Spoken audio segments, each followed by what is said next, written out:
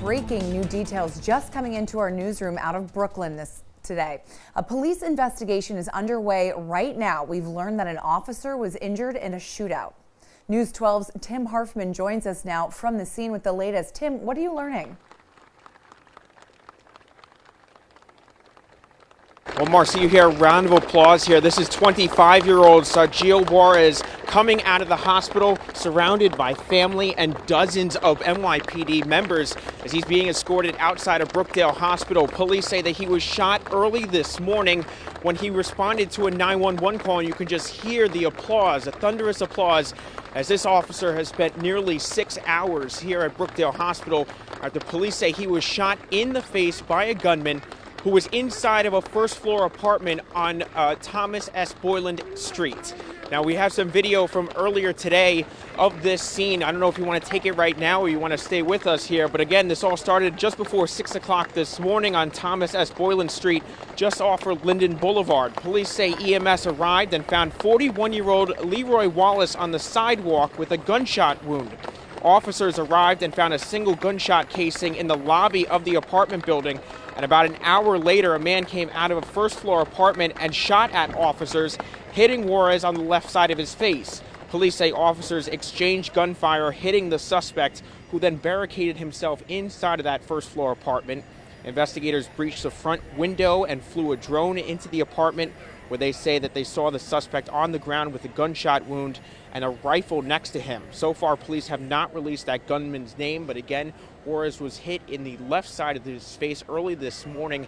As for Leroy Wallace, we're told that police say that he may have had a dispute with a neighbor. Again, a 41-year-old Leroy Wallace was found on the sidewalk outside of that apartment building, and when officers responded, they found a shell casing inside of the vestibule of that apartment. There was a gunman who came out of the first-floor apartment who shot at officers. Police say, exchanged gunfire, hitting that suspect, who then barricaded himself into that first-floor apartment. We're told that Worris is 25 years old. He is a 4-year veteran of the police department who is currently assigned to the 73rd Precinct. Again, he is in stable condition, just released here from Brookdale Hospital, and he is now on his way home. That is the latest here outside of Brookdale Hospital. I'm Tim Harfman, News 12. Incredible. Thank you so much, Tim. We're so happy to hear that Officer Worris is going to be okay. You're watching a special report on News 12 Brooklyn. We are going straight out to a press conference that's happening at One Brooklyn Health, Brookdale. We're going to toss things over to that right now. The police commissioner will give you more of the details of what happened in the early hours of this morning. But we have just spent time with the officers, and in particular the officer and his family who was shot in this incident. And fortunately, he is doing well, and he has a loving and supportive family. The mayor is fully briefed in the loop on all aspects, and we are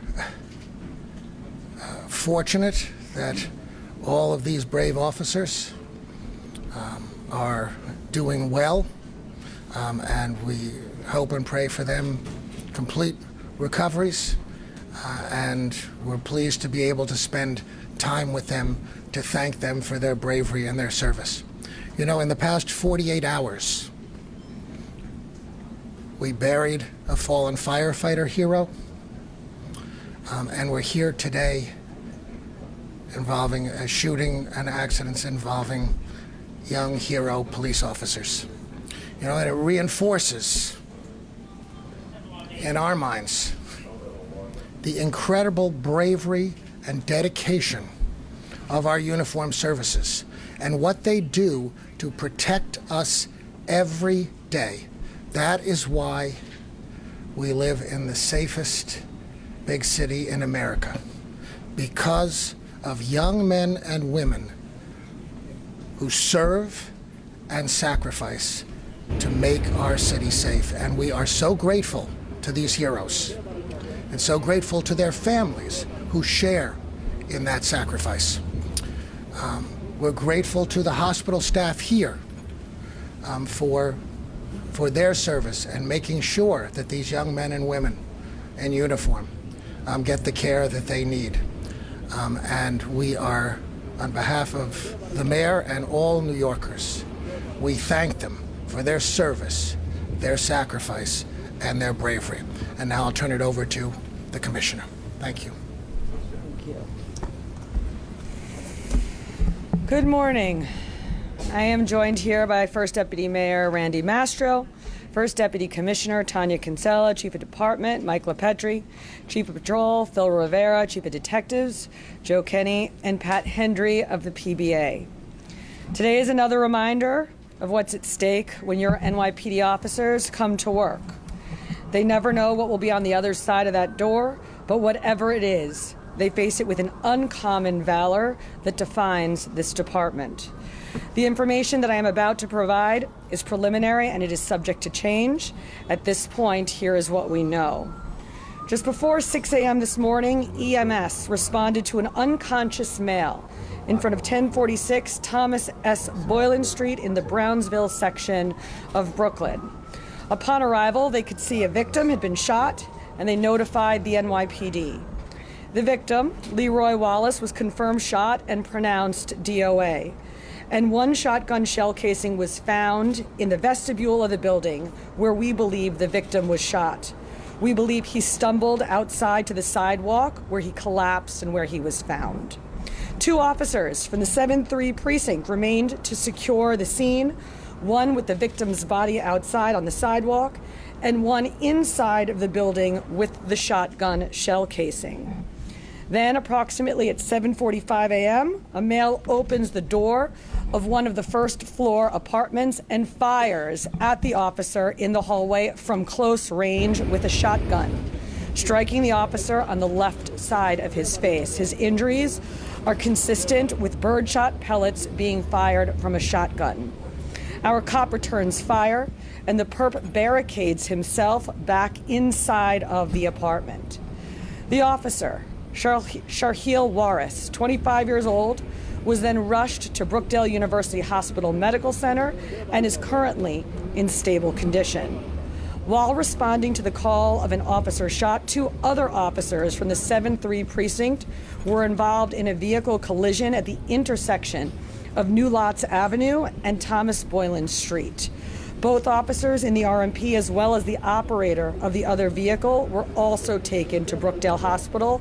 All suffered minor injuries and are currently in stable condition. ESU officers then responded to the scene of the shooting, which was now a barricaded armed perp locked inside of an apartment, and they secured the perimeter. To get a better idea of what was happening inside, ESU was able to break a first-floor window, and they flew a drone into the apartment. Camera footage showed a male lying motionless on the kitchen floor with a shotgun on the floor near him. ESU then made entry into the apartment to render aid, and the perp was pronounced DOA on scene. At this time, we are not releasing the name of the perpetrator, pending further investigation and family notification. Officer Worris is a 4-year veteran of the NYPD assigned to the 7-3 precinct. We met with him a few moments ago, and I am pleased to report that he is in good spirits. But make no mistake, this could have ended very differently. What happened this morning is a reminder of how quickly danger finds the men and women who protect this city.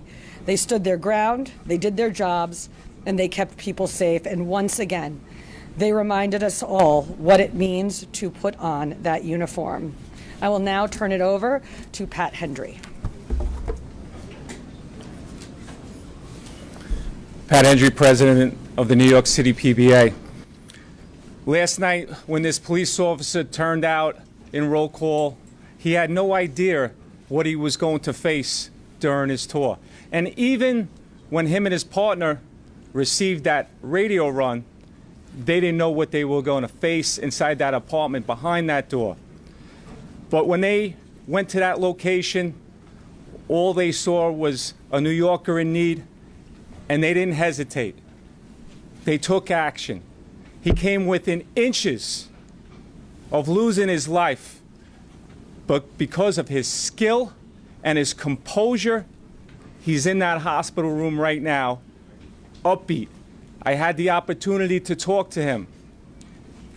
19 years old when he took the test to become an NYPD officer. 21 when he came on the department. A job that he always wanted to do, and he loves doing it. And he's going to continue to do it and do it well. But we ask all New Yorkers to pray for this police officer so that he gets back to full duty.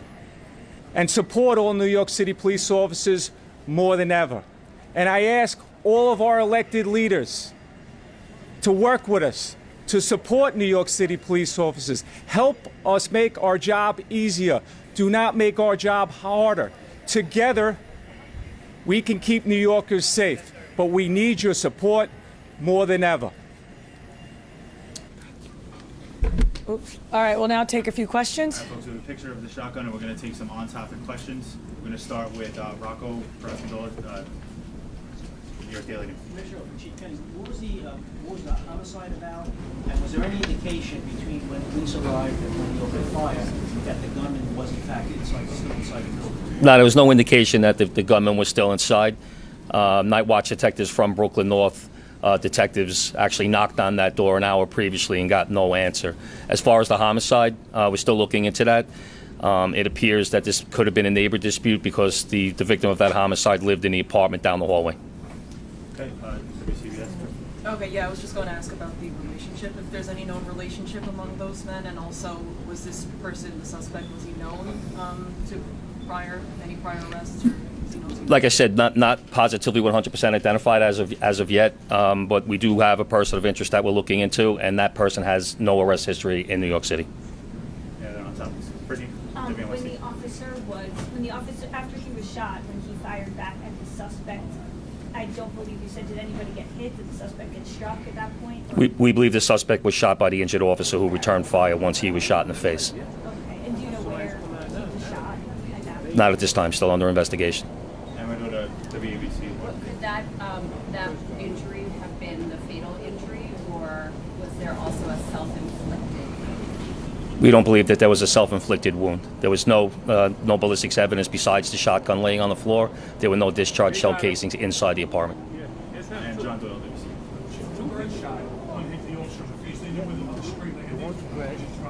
Crime scene's going through that right now.